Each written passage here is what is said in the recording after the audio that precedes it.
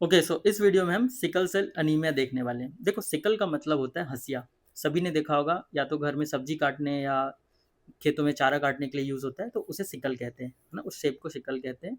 Cell तो जानते हो। अनीमिया का मतलब होता है ब्लड में आरबीसी की कमी हो जाना या ब्लड में आयरन की कमी हो जाना, ठीक है? एक्चुअली दोनों रिलेटेड हैं, तो उस बीमारी को कहते हैं अनीमिया। तो होता क्या है कि आरबीसी जो है हमारे ब्लड का, वो सिकल जैसे शेप में हो जाती है। तो ऐसी बीमारी से जो प्रॉब्लम होती है, उसको कहते हैं सिकल सेल अनीमिया, ठीक है?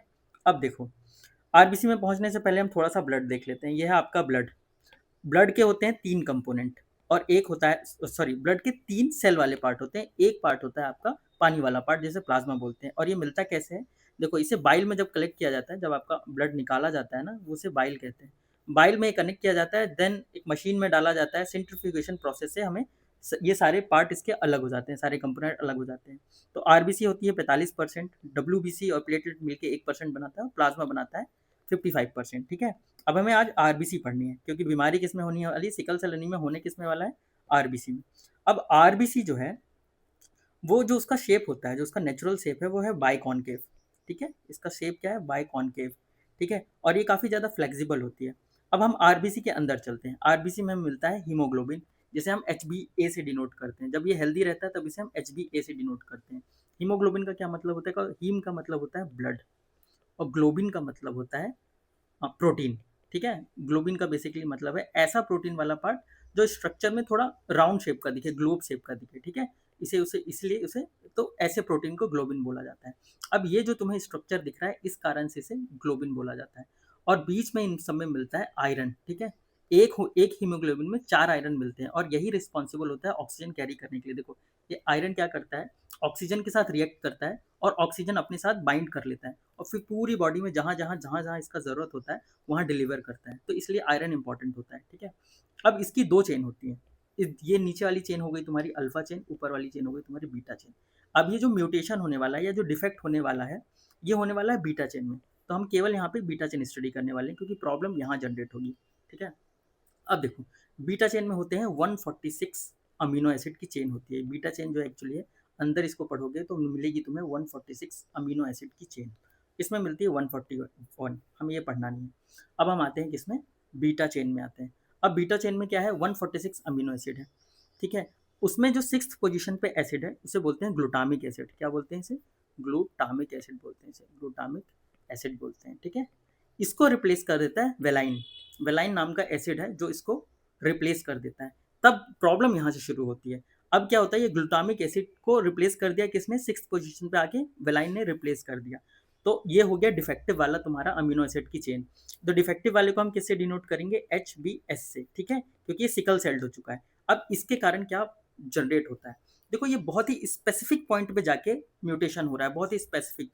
सोचो, तुम्हें हीमोग्लोबिन के अंदर जाना है, बीटा चेन के अंदर जाना है, फिर 146 अमीनो एसिड की 6th पोजीशन में जो चेंज आ रहा है, इसलिए ये काफ़ी पॉइंट है, काफ़ी स्पेसिफिक पॉइंट पे हुआ ना, इसलिए इसे पॉइंट म्यूटेशन बोलते हैं, या मिसेंस कहते हैं। माइसेंस, मिसेंस, इसे जो भी प्रोनाउंस करते होंगे, है ना?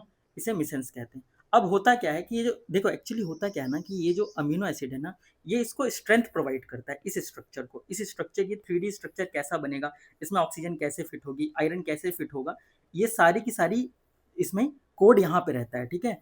तो क्या होता है, जैसे ही वेलाइन आ जाता है, पूरी कोडिंग चेंज हो जाती है, और जैसे ही कोडिंग चेंज हो जाती है, तो इसका स्ट्रक्चर जस्ट देखो, जब तक ये ऐसी ग्लूटामिक एसिड वाली चेन थी, तब तक इसका स्ट्रक्चर कैसा था? इस टाइप का था, जिसे बाइकॉनकेव बोलते हैं। और जैसे ही इसमें वेलाइन आके लग जाता है, ग्लूटामिक को रिप्लेस करके, इसका स्ट्रक्चर हो जाता है कैसा? इसका स्ट्रक्चर हो जाता है सिकल सिकल जैसा। सिकल जैसे जब स्ट्रक्चर हो जाता है, तभी प्रॉब्लम शुरू हो जाती है, ठीक है? और होता क्या है, देखो, अब जब तक ये वाली चेन थी, सारा का सारा स्ट्रक्चर प्रोवाइड कर रही थी, और इसमें जो ग्लूटामिक था ना, ये ग्लूटामिक एसिड था ना, ये एक्चुअली हाइड्रोफिलिक था। हाइड्रोफिलिक मतलब वाटर लविंग, ठीक है? हाइड्रोफिलिक मतलब क्या होता है? Water loving. तो क्या होता है ना, ये पानी के साथ रिएक्ट करके, जो तुम्हारा, या ये कह लो जो प्लाज्मा वाला पार्ट है, इसके साथ रिएक्ट करके ना, ये स्ट्रक्चर प्रोवाइड करता है किसको? तुम्हारे हीमोग्लोबिन को। अब क्या होता है? वेलाइन हट गया, सॉरी, ग्लूटामिक हट गया है, वेलाइन आ गया है। वेलाइन आ गया तो क्या होता है? ये होता है हाइड्रोफोबिक, मतलब इसको वाटर से हेट है। तो जैसे वाटर से हेट होती है, तो ये क्या हो जाता है? ये सिकुड़ टाइप का जाता है, ये सिकुड़ जाता है, मतलब ये कंसाइज हो जाता है बहुत ज़्यादा, है ना? और ये इसकी वॉल्स भी बहुत वीक हो जाती हैं, क्योंकि वाटर रह नहीं गया इसमें, ये सॉरी, ये हाइड्रोफोबिक है, इसलिए कंसाइज हो जाता है। और ये स्ट्रक्चर बहुत जल्दी जल्दी टूटने लगता है ना? ये स्ट्रक्चर बहुत जल्दी-जल्दी टूटने लगता है। होपफुली ये समझ में आ गया हो कि वेलाइन जब इसको रिप्लेस करता है, तो स्ट्रक्चर में क्या प्रॉब्लम आता है और ग्लूटामिक एसिड क्या इसको प्रोवाइड कर रहा था और क्या नहीं मिलेगा। फर्दर अब देखते हैं। अब ये पार्ट ना थोड़ा ट्रिकी है, इसलिए इसे ध्यान से समझना। तो सिकल सेल एनीमिया क्या होता है? Autosomal recessive genetic disorder. Genetic disorder से तो समझ में आ रहा है जीन में कोई प्रॉब्लम होना, ठीक है? और ऑटोसोमल का क्या मतलब होता है? पहले देखो क्रोमोसोम समझते हैं। तो बॉडी में मेल या फीमेल दोनों में 23 पेयर ऑफ क्रोमोसोम होते हैं, और फीमेल में जो 23वां पेयर होता है वो अलग होता है, उसमें एक्स वाई क्रोमोसोम होते हैं और फीमेल में एक्स एक्स क्रोमोसोम होते हैं। तो अगर इन 22 पेयर में, चाहे वो मेल हो चाहे वो फीमेल हो, अगर इन 22 पेयर में कोई डिफेक्ट आता है, 22 में से किसी भी एक पेयर में डिफेक्ट आता है, तो ऐसी डिसीज को हम ऑटोसोमल बोलेंगे। और रिसेसिव का क्या मतलब है? मतलब अगर इनसे बच्चा पैदा होगा तो एक डिफेक्टिव कॉपी माँ से आए, एक डिफेक्टिव कॉपी बाप से आए, ठीक है? या एक डिफेक्टिव कॉपी फादर से आए। तो अगर दोनों दोनों पेरेंट्स से एक एक डिफेक्टिव कॉपी आ रही है, ऐसी डिसीज को बोलते हैं रिसेसिव, ठीक है? तो सिकल सेल एनीमिया क्या है? सिकल सेल एनीमिया है autosomal recessive genetic disorder. Autosomal क्यों? क्योंकि इन 22 पेयर में से किसी एक पेयर में डिफेक्ट होने वाला है। रिसेसिव क्यों? क्योंकि जो भी ऑफ स्प्रिंग्स आएंगे, जो भी फर्दर बच्चे आएंगे, वो एक कॉपी डिफेक्टिव माँ से लेके आएंगे, एक कॉपी डिफेक्टिव फादर से लेके आएंगे। जेनेटिक मतलब जीन में कोई म्यूटेशन होने वाला है। अब ये देखते हैं। तो सिकल सेल एनीमिया में 11th जो पेयर ऑफ क्रोमोसोम है उसमें होता है डिफेक्टिव। अब 11th पेयर ऑफ क्रोमोसोम में एक जीन पाया जाता है जिसको बोलते हैं एचबीबी। अब इसको समझना, एचबीबी में ही एक्चुअली कोडिंग है किस चीज की? बीटा ग्लोबिन जो प्रोटीन था ना, ये वाली चेन ये कैसे बनेगी, इसका फॉर्मेशन कैसे होगा, इसकी इंफॉर्मेशन 11th क्रोमोसोम के एचबीबी जीन में है, ठीक? अब एचबीबी जीन में ही कोडिंग है किस चीज को बनाने के लिए? बीटा चेन को बनाने के लिए, ठीक है? ये बीटा चेन याद है ना? हाँ, बीटा चेन को बनाने के लिए की कोडिंग कहाँ दी हुई है? एचबीबी जीन में दी हुई है। तो एचबीबी जीन में मान लो डिफेक्ट हो गया, पहले जब सही था तो क्या था? ग्लूटामिक एसिड जाएगा 6th पोजीशन पे। अब डिफेक्ट आ गया, इसमें कोई डिफेक्ट आ गया, कुछ प्रॉब्लम आ गई। अब ये इस कोड में क्या लिख गया है? लिख गया है कि ग्लूटामिक की जगह वेलाइन जाएगा। अब ग्लूटामिक की जगह वेलाइन जाएगा तो जीन में चेंज आया, और असर किस पे दिखेगा? आरबीसी पे दिखेगा, ठीक है? तो यहाँ पे क्या हो जाएगा? 6th पोजीशन पे वेलाइन चला जाएगा। जिन्हें ये नहीं समझ में आ रहा है, मैं थोड़ा सा जीन समझा देता हूँ। देखो क्या होता है। सपोज कि ये एक बुक शेल्फ है, बुक शेल्फ को तुम बोलो क्रोमोसोम, ठीक है? यहाँ पे बुक्स रखी हुई हैं, बुक 1, बुक 2, बुक 3, बुक 4। ये जो बुक्स है ना, ये बुक्स को मान लो तुम, ये जो बुक्स हैं इनको मान लो डीएनए। अब बुक्स के अंदर कुछ लिखा होगा, जो लिखा होगा that is called gene. Gene में कोड होगा कुछ। तो सपोज जीन में कोड है कि तुम्हारे हेयर जो होंगे वो ब्लैक होंगे, आई जो होगी तुम्हारी वो ब्लूइश होगी, है ना? तो मैं इस जीन लेवल पे जाके अगर एडिट कर दूं कि नहीं, आने वाले ऑफ स्प्रिंग की आईज जो होंगी वो वो भी ब्लैक होंगी, तो असर कहाँ पे दिखेगा? बच्चे पे दिखेगा। बच्चे की आंख कैसी हो जाएंगी? बच्चे की आंख हो जाएंगी ब्लैक। तो एचबीबी जीन में जो 11th क्रोमोसोम पर एचबीबी जीन है, इसमें डिफेक्ट आ गया तो आरबीसी में असर दिखेगा। अब आरबीसी में असर क्या दिखेगा? वेलाइन के कारण आरबीसी जो बनेगी वो सिकल सेल की बनना शुरू हो जाएगी। पहले कैसे बन रही थी? बाइकॉनकेव, अब कैसे बनेगी? सिकल सेल बनेगी। समझ में आया ये जीन डिफेक्ट, ये जेनेटिक डिसऑर्डर क्यों है? अच्छे से समझ में आ गया ना? अब हम ये देखते हैं कि रिसेसिव समझते हैं कि एक एक कॉपी कैसे मदर से और एक कॉपी कैसे फादर से आ रही है। तो देखो ए रिप्रेजेंट करेगा, ए जो रिप्रेजेंट करेगा वो हेल्दी क्रोमोसोम को रिप्रेजेंट करेगा। क्यों? मैंने बताया था ना एच बी ए, देखो यहाँ पर एक बार देख लो। एच बी ए मतलब हेल्दी, जब यहाँ पे ग्लूटामिक है, और एच बी एस मतलब वेलाइन, वेलाइन आ चुका है मतलब वो अनहेल्दी है, मतलब डिफेक्ट हो चुका है। तो एस का मतलब होता है एक क्रोमोसोम। देखो दोनों क्रोमोसोम अगर खराब हो चुके हैं ना तो सर्वाइव ही नहीं कर पाएगा कोई भी, सर्वाइव नहीं। एक क्या होता है ना, एक खराब है एक अच्छा है ना, तो कंपनसेट कर लेता है और इंसान जिंदा रहता है, ठीक है? तो अब ऐसे पेरेंट्स की सपोज शादी हो जाती है जिनका एक एक क्रोमोसोम डिफेक्टिव था, तो उनसे बच्चे कैसे निकलेंगे? देखो बच्चे कैसे निकलेंगे, ए से ए बनेगा तो एक एक ए हेल्दी पूरा तैयार होगा, ठीक है? इसमें देखो कोई भी डिफेक्ट नहीं है। देन ए से एस जाएगा तो ए से एस में क्या मिलेगा? ट्रेट बनेगा। ट्रेट का क्या मतलब होता है? ऐसा मतलब ऐसा बच्चा, ऐसा चाइल्ड जिसमें एक क्रोमोसोम खराब है बट वो उसको कोई बीमारी नहीं है, क्योंकि बीमारी होने के लिए क्या होना चाहिए? डिसीज होने के लिए, देखो डिसीज होने के लिए दोनों क्रोमोसोम डिफेक्ट होना चाहिए, ठीक है? तो ट्रेट का क्या मतलब है? ट्रेट का मतलब ये है कि कैरी करेगा, मतलब वो अपनी जनरेशन में ट्रांसफर कर सकता है ये बीमारी, ठीक है? लेकिन उस पर कोई असर नहीं दिखेगा। तो ए से ए मिला तो क्या बना? हेल्दी बना। फिर ए से एस बना तो ट्रेट बना। फिर अगेन एस से ए मिला, अगेन एस से ए मिला तो अगेन क्या बना? ट्रेट बना, मतलब कैरियर बना, ये आगे चल के कैरी करेगा, रादर कि इसको खुद कोई प्रॉब्लम होगी। और एस से एस मिला तो मतलब इसे कंप्लीट डिसीज है, इसके दोनों क्रोमोजोम जो हो चुके हैं डिफेक्ट हो चुके हैं, इसके दोनों एचबीवी जीन में डिफेक्ट हो चुका है, तो ये तो सर्वाइव नहीं कर पाएगा।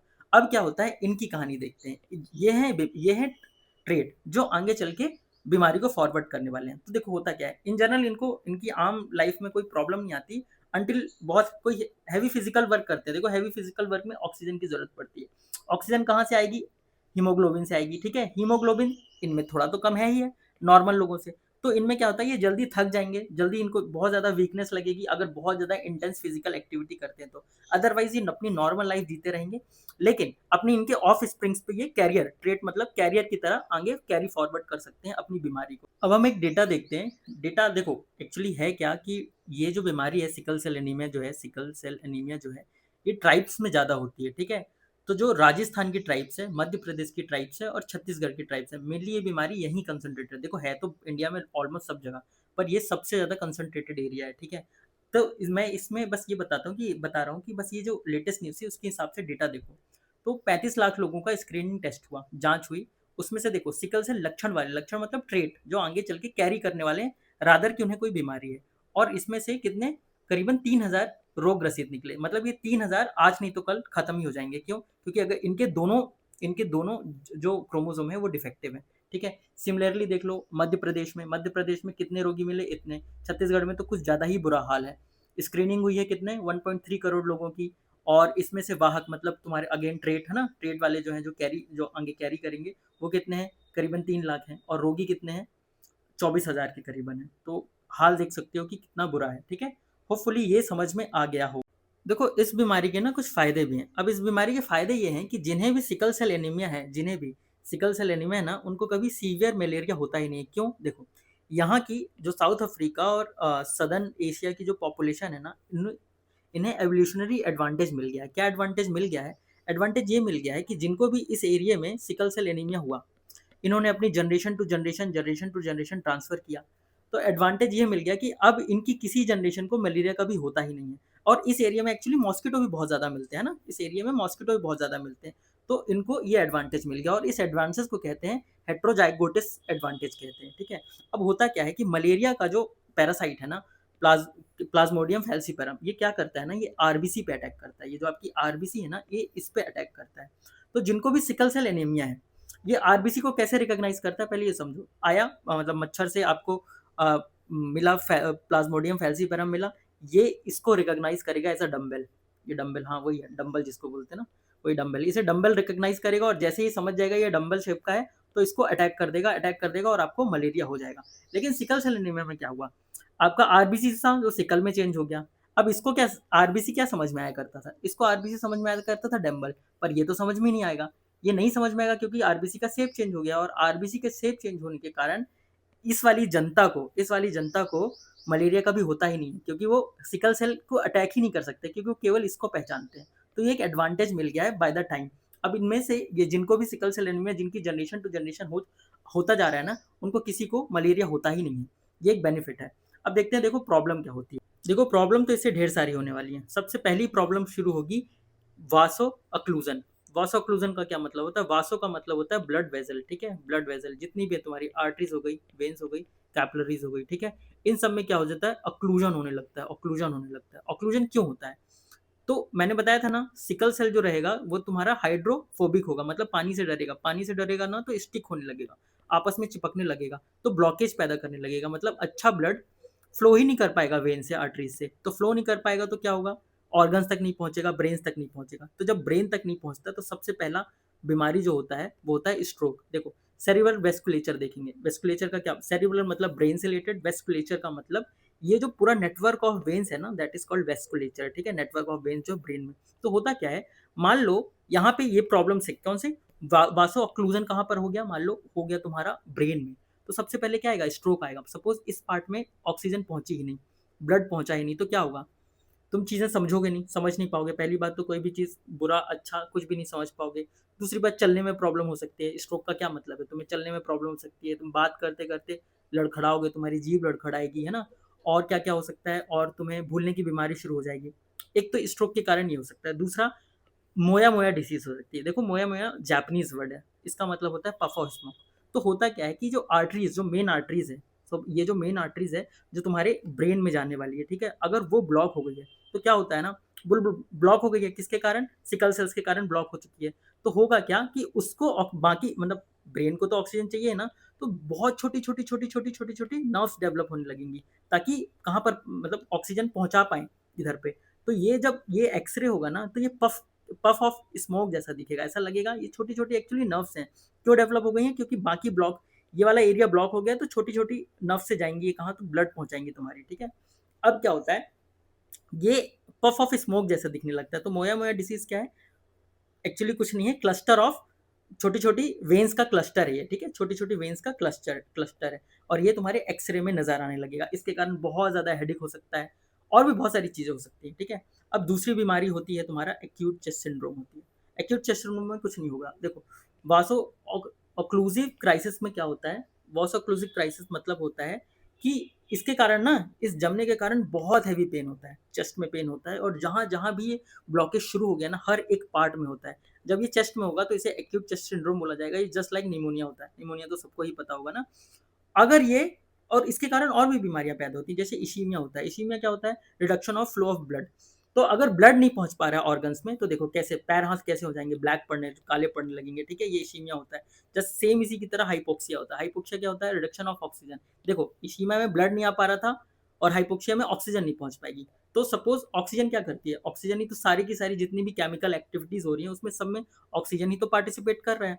तो जब ऑक्सीजन ही नहीं पहुंचेगी तो सोचो सिकल सेल एनीमिया के कारण क्या शुरू हो जाएगा, ऑर्गन फेलियर शुरू हो जाएगा। क्यों, क्योंकि ऑक्सीजन नहीं पहुंची, ऑर्गन अपना फंक्शन नहीं करेंगे। ऑर्गन लाइक किडनी हो गया तुम्हारा, लिवर हो गया तुम्हारा, हार्ट हो गया, ये फंक्शन नहीं कर पाएंगे, ऑर्गन फेलियर हो जाएगा, इससे डेथ हो जाएगी, ठीक है। अब लास्ट आता है कि क्या ये प्रियापज्म होता है। प्रियापज्म में क्या होता है, देखो प्रियापस वर्ड से बना, ये बना है तुम्हारा प्रियापस वर्ड से, ठीक है, ये ग्रीक वर्ड है, इसका मतलब होता है मेल जेनिटल एरिया।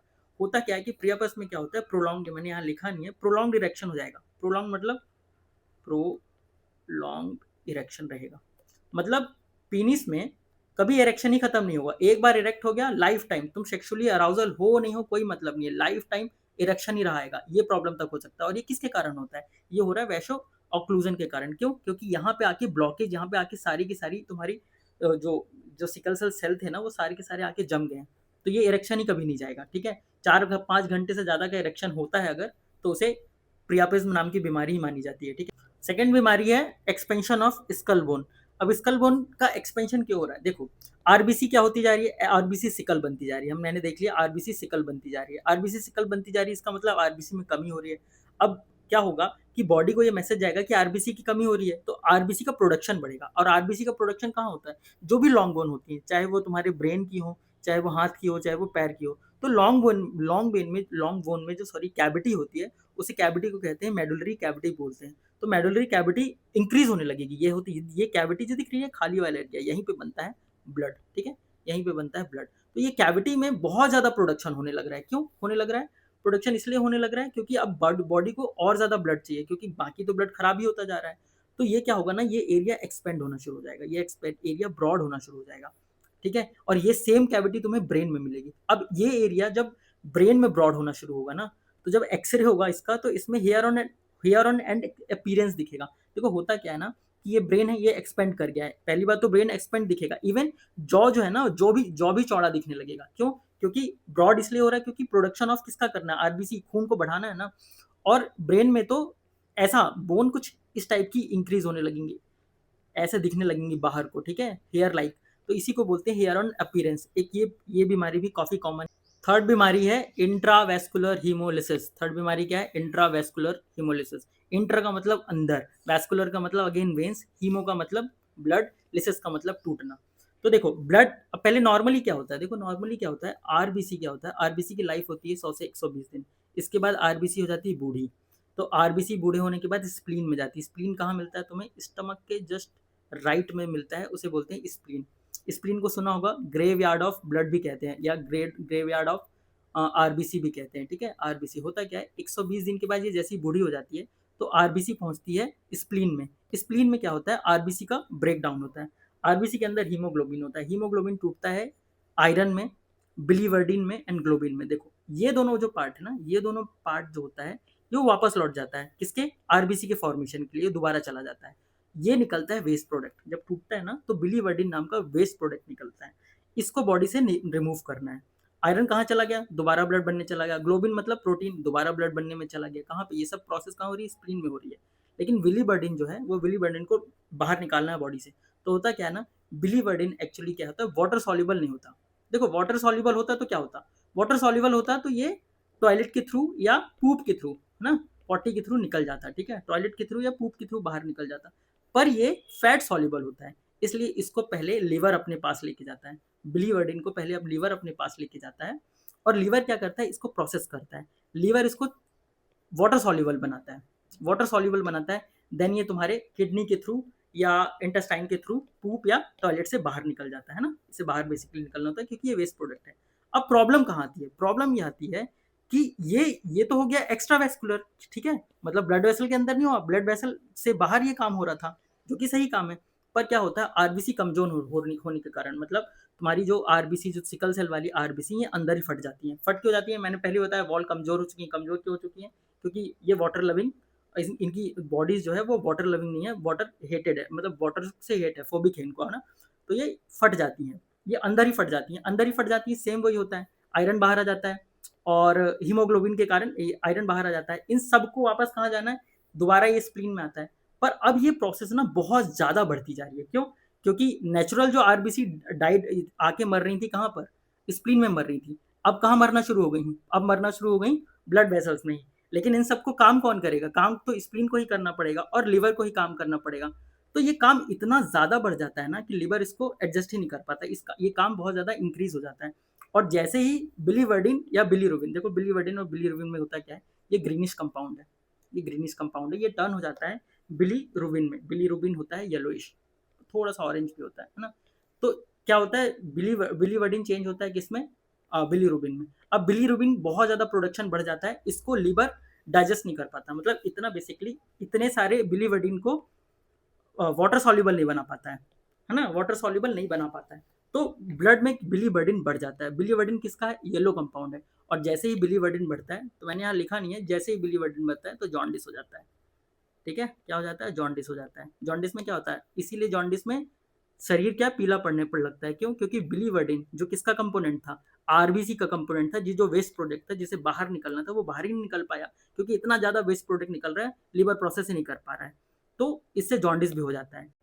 देखो ट्रीटमेंट बताने से पहले मैं डायग्नोस बता देता हूँ कैसे होता है ना, पता कैसे लगाया जाता है। सिंपल ब्लड टेस्ट होता है, सिंपल ब्लड टेस्ट होता है ना, और ब्लड टेस्ट के थ्रू पता लगाया जाता है कि सिकल सेल में है या नहीं है। अब ट्रीटमेंट देखते हैं, ट्रीटमेंट बहुत ही इंटरेस्टिंग है। तो देखो इंडिया का क्या बोलते हैं, एक अकमस ड्रग एंड फार्मास्यूटिकल कंपनी है जिन्होंने एक ड्रग बनाया, ड्रग का नाम है हाइड्रोक्सी यूरिया। मैंने ड्रग का फोटो लगाया नहीं है, पता चला तुम खरीदने निकल गए और तुम भी मरे और मैं भी मरा तुम्हारे चक्कर में ना, इसलिए मेरे बताने से कुछ खरीद मत लेना, मरोगे और मैं भी मरूंगा, है ना।